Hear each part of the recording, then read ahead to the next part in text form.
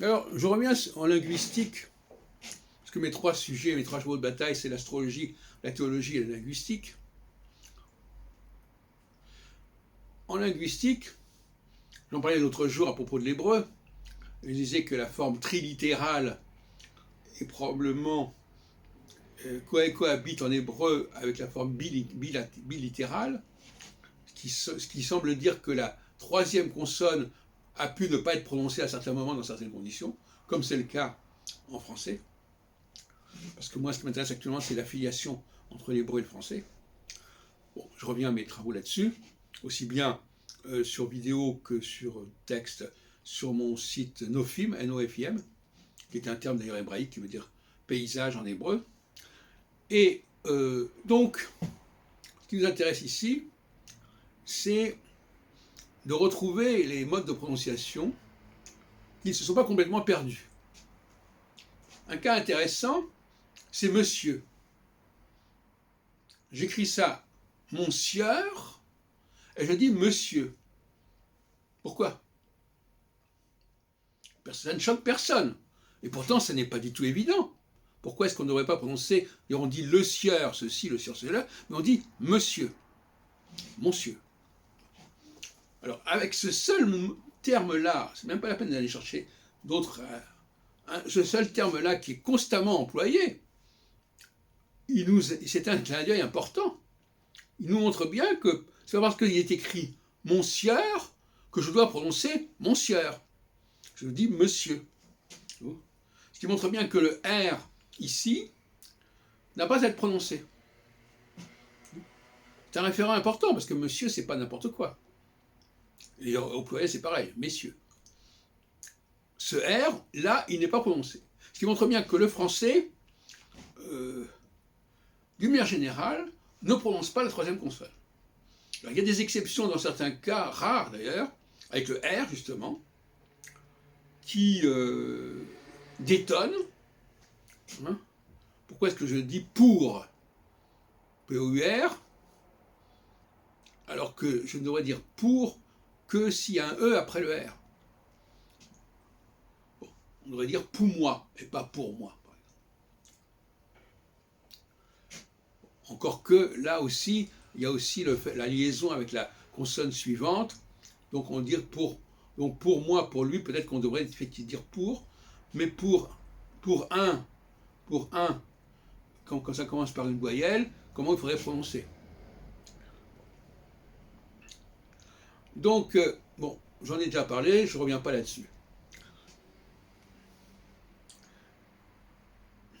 Est-ce qu'on doit dire un chercheur et une chercheuse, ou est-ce qu'on doit dire un chercheux?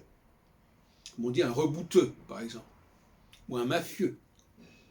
Alors, effectivement, en français, on a beaucoup de cas en E.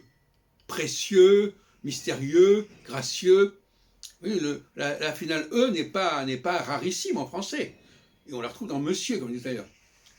Donc c'est pas un problème phonique, parce que le E, la finale E pour beaucoup de mots, notamment d'adjectifs, elle est courante.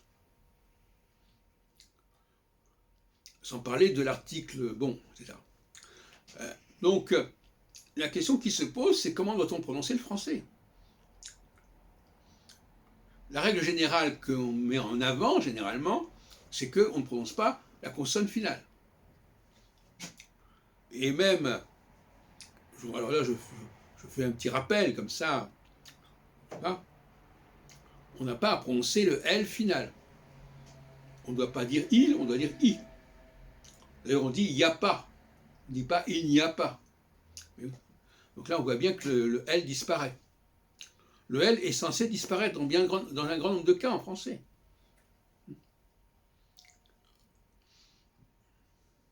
Je dis ça parce que souvent, c'est souvent un cas qu'on trouve. Mais par exemple, on trouve par exemple nouvelle. Alors nouvelle, ça donne nouveau. Donc là, c'est intéressant. C'est-à-dire que le L a disparu. Quand on passe de nouvelle à nouveau, il a disparu et il est remplacé par un U qui est une voyelle.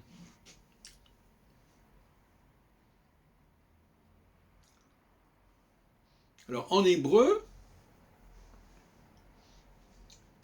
on a des problèmes du même genre, je l'ai dit, avec toute la série des verbes en et,